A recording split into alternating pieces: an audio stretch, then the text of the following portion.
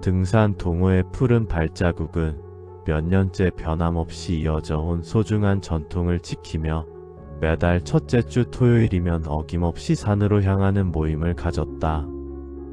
회원들 각자는 이날을 달력에 표시해두고 손꼽아 기다렸으며 바쁜 일상 속에서 산이 선사하는 작은 의식과도 같은 하루를 통해 위안과 활력을 얻곤 했다.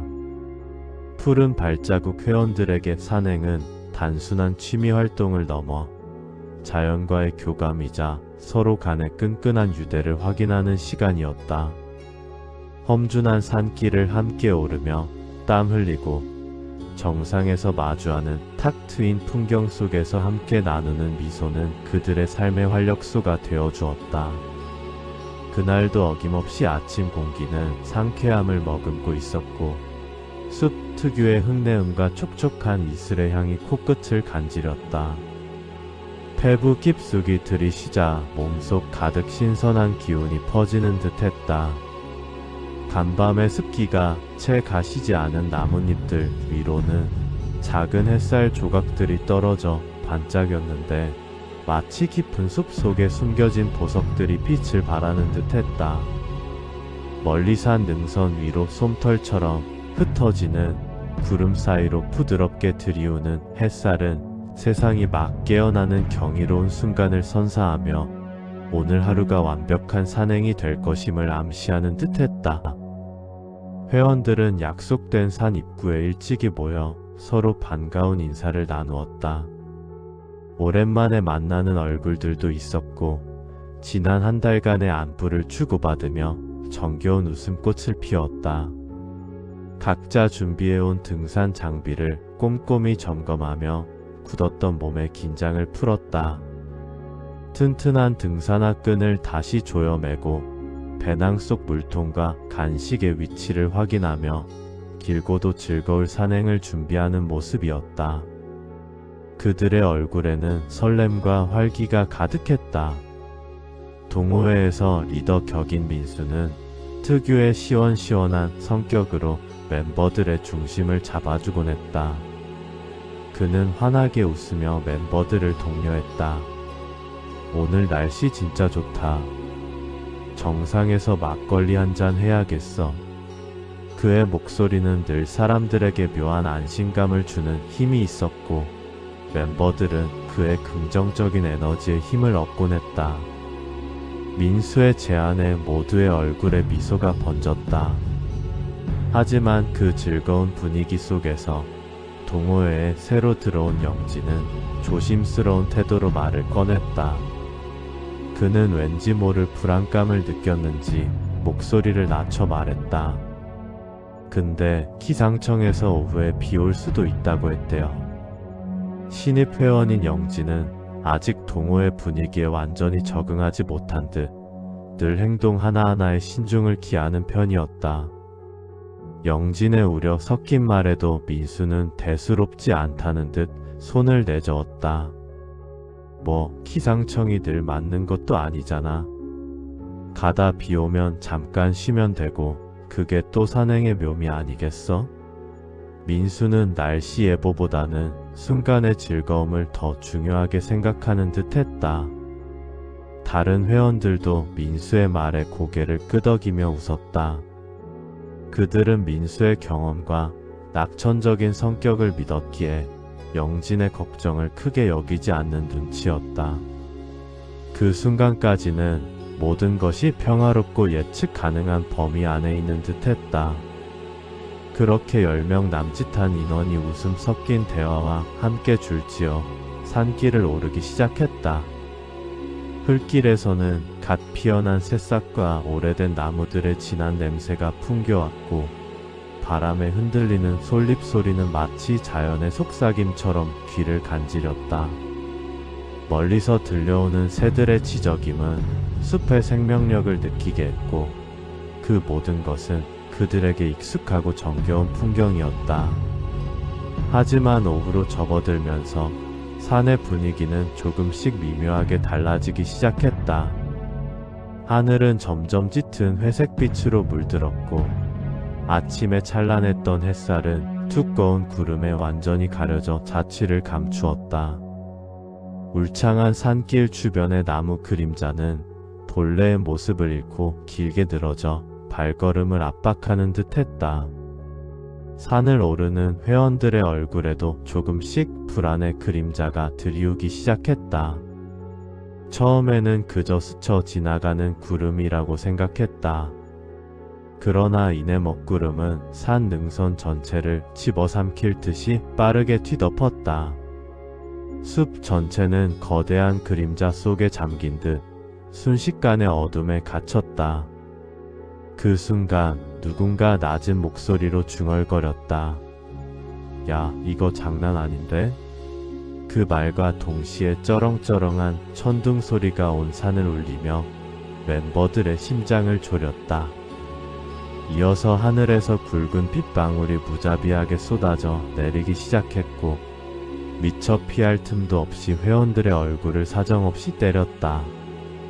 갑작스러운 폭우에 회원들은 크게 당황했다. 민수의 낙천적인 예측과는 달리 그들은 우산도 우비도 제대로 준비해 오지 않은 상태였기 때문이다. 빗물은 순식간에 메마른 흙길을 진흙탕으로 바꾸어 놓았고 발걸음을 옮길 때마다 미끄러져 위험천만했다. 거세게 불어오는 바람은 나뭇가지를 마구 흔들며 공포스러운 소리를 냈고 빗물은 얼굴을 사정없이 때려 시야를 완전히 가렸다. 눈을 제대로 뜨기조차 힘들었고 사방에서 불어오는 바람과 빗줄기, 천둥 소리는 그들을 공포 속으로 몰아넣었다. 멤버들의 얼굴에는 두려움과 추위가 뒤섞인 표정이 역력했다. 안 되겠다. 비 피할 때부터 찾아야 해. 민수가 빗소리를 뚫고 큰 소리로 외쳤다. 그의 목소리에는 이제 더 이상 여유가 없었다.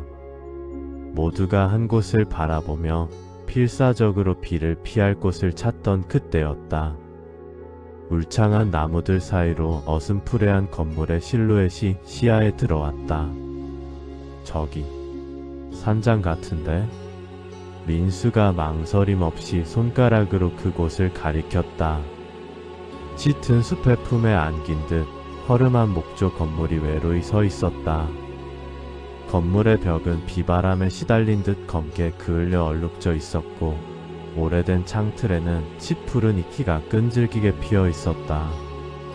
지붕은 반쯤 무너져 내린 듯 위태로워 보였고 창문에는 유리조차 제대로 남아있지 않아 뻥 뚫린 구멍만이 어둠을 응시하는 듯 했다. 한눈에 보기에도 오랫동안 방치된 폐가 같았지만 거센 비바람 속에서 그들에게는 유일한 피난처처럼 느껴졌다. 저기 들어가자. 이러다 감기 걸리겠다. 민수의 말에 모두가 고개를 끄덕이며 동의했다. 더 이상 선택의 여지가 없었다. 그들은 얼어붙은 몸을 이끌고 흙탕물 속을 헤치며 산장을 향해 발걸음을 재촉했다. 필사적으로 건물 문을 향해 뛰는 그들의 모습은 절박함 그 자체였다. 산장의 낡고 녹슨 문은 오랜 시간의 흔적을 말해주듯 삐걱거리는 경첩 소리를 내며 무겁게 열렸다. 안으로 들어서자 예상보다 훨씬 넓은 공간이 그들을 맞이했다. 하지만 환영보다는 기이한 곰팡이 냄새가 코를 찔렀고 바닥에는 낙엽과 먼지가 수북하게 쌓여 마치 거대한 양탄자처럼 두껍게 깔려 있었다. 벽지는 이미 여기저기 벗겨져 너덜거렸고 찢어진 틈새로는 오래된 나무 골조가 그대로 드러나 있었다. 건물 전체가 세월의 무게를 견디지 못하고 쓰러져 가는 듯한 인상을 주었다. 그러나 그들의 눈길을 가장 강렬하게 사로잡은 것은 다름 아닌 벽을 가득 메우고 있는 수많은 초상화들이었다. 산장 안의 벽이란 벽은 온통 그림으로 채워져 있었고 그 압도적인 숫자의 회원들은 숨을 멈추었다.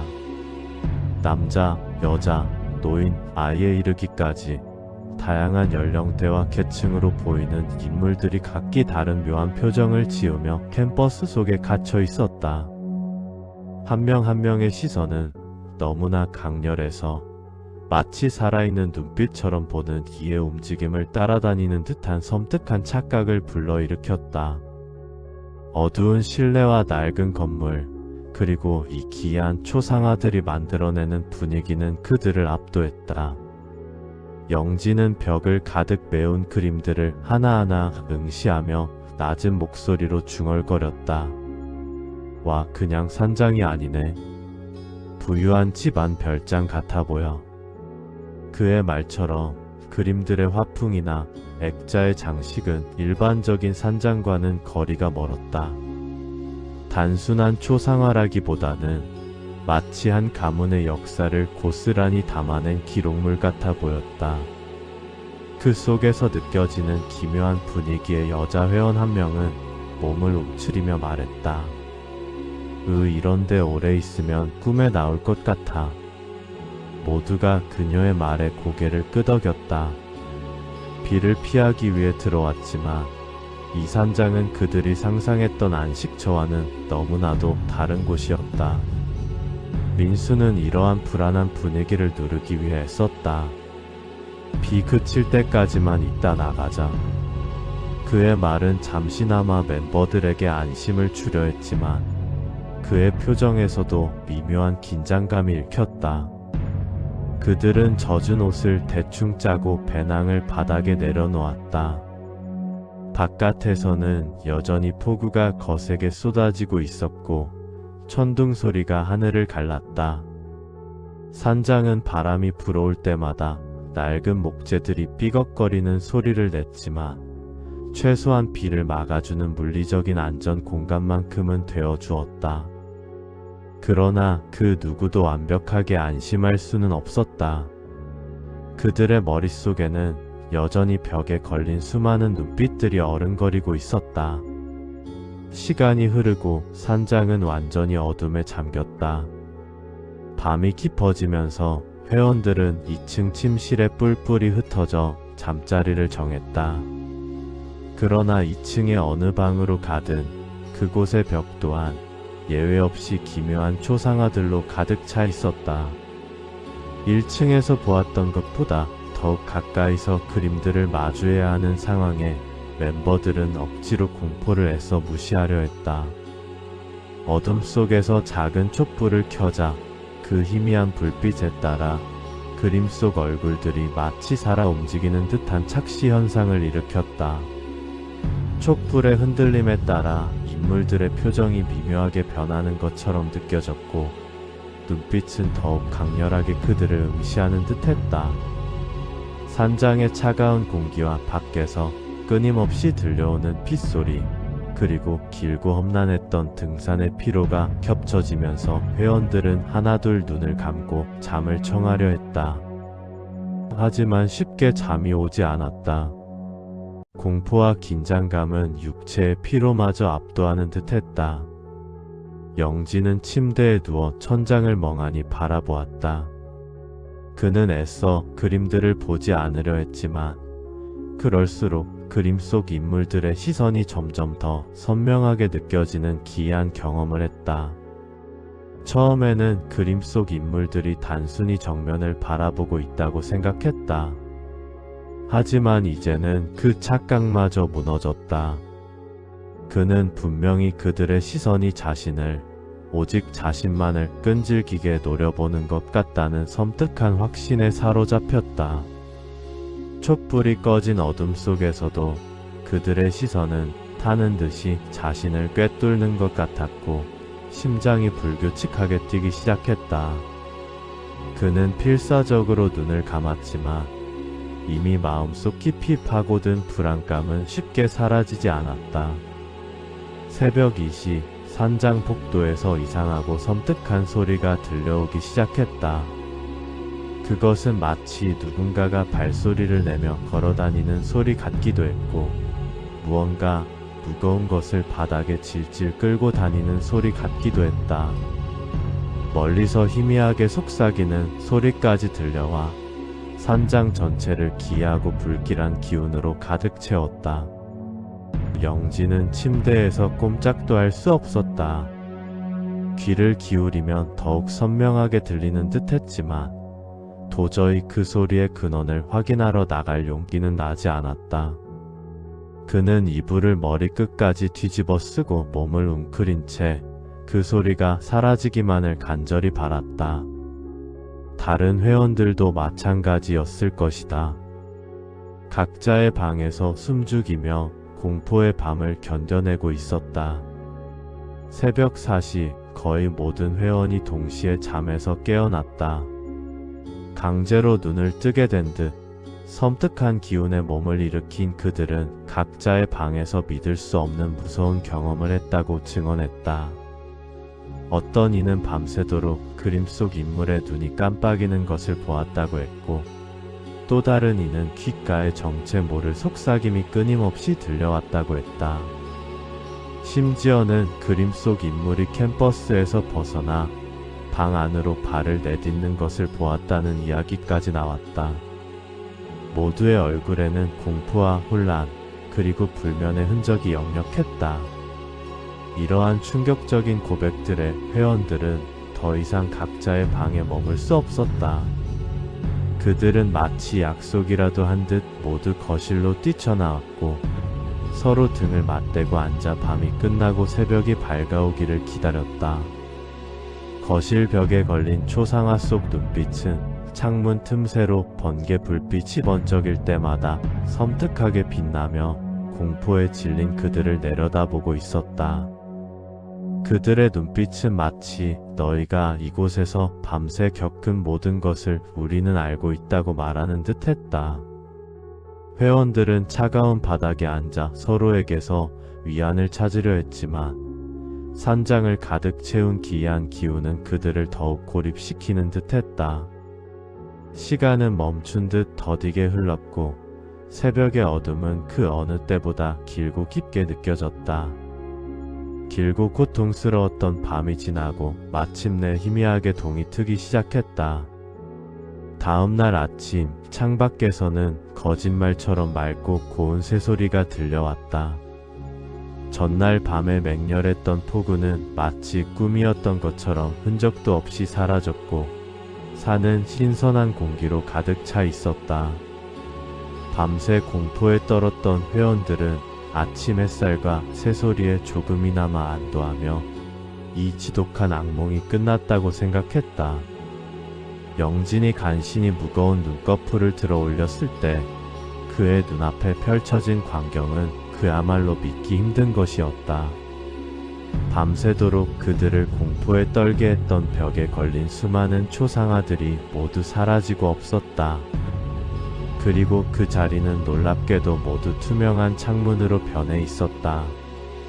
마치 원래부터 그 자리에 창문이 있었던 것처럼 벽 전체가 창문으로 뒤덮여 있었다. 하지만 그 창문 너머의 풍경은 결코 평범하지 않았다. 바깥은 밝은 아침임에도 불구하고 창문 속 풍경은 어둡고 음산하며 낯선 세계가 펼쳐져 있었다. 그리고 그 어둡고 낯선 세계 속에서 밤새도록 자신들을 응시하던 그림 속 인물들이 놀랍게도 움직이고 있었다. 남자, 여자, 아이들이 창 너머에서 마치 무언가에 홀린 듯 천천히 고개를 돌려 산장 안에 있는 그들을 바라보았다. 그들의 움직임은 섬뜩할 정도로 느리고 부자연스러웠지만 분명히 살아있는 존재의 움직임이었다. 이내 창문에 손자국이 찍히기 시작했다. 안쪽이 아니라 분명히 창문 밖에서 안을 향해 수많은 손자국들이 나타났다. 수많은 얼굴과 손들이 유리에 들러붙듯 몰려들었고 창문 너머의 어둠 속에서 그들을 향해 끊임없이 다가왔다. 그들은 입술을 움직여 무언가를 말하는 듯 했지만 산장 안에서는 아무런 소리도 들리지 않았다. 그러나 그들의 입모양은 너무나도 선명하게 한 문장을 말하고 있었다. 이제 우리와 함께 와. 그 무언의 메시지는 소리보다 더욱 강력하게 그들의 뇌리에 박혔다. 섬뜩한 침묵 속에서 전달된 그 초대는 단순한 부름이 아니었다. 그것은 거부할 수 없는 절대적인 명령처럼 들렸다. 회원들은 공포에 질려 비명을 지르며 뒷걸음질 쳤다. 그들은 밤새도록 그림 속에서 자신들을 가두려 했던 존재들이 이제는 창문을 통해 현실 속으로 자신들을 끌어들이려 한다는 충격적인 진실을 깨달았다. 믿을 수 없는 광경 앞에서 회원들은 혼비백산하여 산장을 뛰쳐나왔다. 뒤도 돌아볼 새 없이 문을 열고 숲속으로 달려나갔다. 그들이 다시 뒤를 돌아보았을 때 산장은 그저 평범하고 낡은 목조 건물로 보였다. 벽에는 창문도 없었고 그들을 노려보던 사람들도 온데간데 없이 사라진 듯 했다. 마치 모든 것이 꿈이었던 것처럼. 그러나 그들의 머릿속에는 창문 너머에서 자신들을 바라보던 그 섬뜩한 눈빛과 이제 우리와 함께 와라고 말하던 무언의 목소리가 선명하게 남아 있었다. 그 기억은 지워지지 않는 낙인처럼 그들을 짓눌렀다. 며칠 뒤 등산 동호회 단체 채팅방에는 더 이상 활기찬 소식이 올라오지 않았다. 침묵만이 흐르는 채팅방은 그들에게 닥친 비극을 묵묵히 증언하는 듯 했다. 각자의 집으로 돌아간 회원들에게도 산장의 악몽은 끝나지 않았다. 민수는 더 이상 동호회의 리더다운 면모를 찾아볼 수 없었다. 그는 집 창문에 누군가 서 있다고 호소하며 모든 커튼을 쳤고 창문이란 창문은 두꺼운 천으로 완전히 가려버렸다. 한때 활기 넘치던 그의 눈에는 깊은 공포와 불안만이 가득했다. 혜경은 정신이 나간 사람처럼 창문에 여자가 있다. 고 비명을 지르며 집 밖으로 뛰쳐나왔고 그 후로 그녀의 소식을 들은 사람은 아무도 없었다. 그녀의 비명은 이웃들에게도 충격으로 다가왔다. 정우는 벽의 산장으로 돌아가야 한다는 알 수 없는 메모만을 남긴 채 흔적도 없이 실종되었다. 그 메모는 마치 누군가에게 이끌려 돌아가야만 한다는 강박에 사로잡힌 듯한 절박함을 담고 있었다.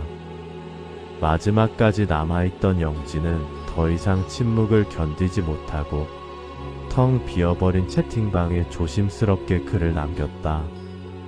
혹시 여러분 집 창문에 낯선 사람이 서 있지 않나요? 그 후 동호회 채팅방은 완전히 조용해졌다. 영진의 마지막 메시지는 그들의 비극이 아직 끝나지 않았음을, 아니 오히려 이제 막 시작되었음을 암시하는 섬뜩한 전조였다. 밤이 되면 각자의 집 창문에는 기이한 존재들이 모습을 드러냈다. 곱게 한복을 입은 여자, 낡은 군복을 입은 남자, 그리고 단정한 양복을 입은 아이들. 그들은 창문 너머에 여전히 서 있었다. 그들은 어둠 속에서 희미한 미소를 지으며 아무 소리 없이 조용히 손을 흔들었다. 마치 이제 곧 함께 가야 할 때가 온 것처럼. 그들의 시선은 집 안에 있는 사람들의 영혼 깊숙이 파고들었고 이젠 피할 수도 거부할 수도 없는 운명 앞에서 모든 것은 침묵 속에 잠길 뿐이었다.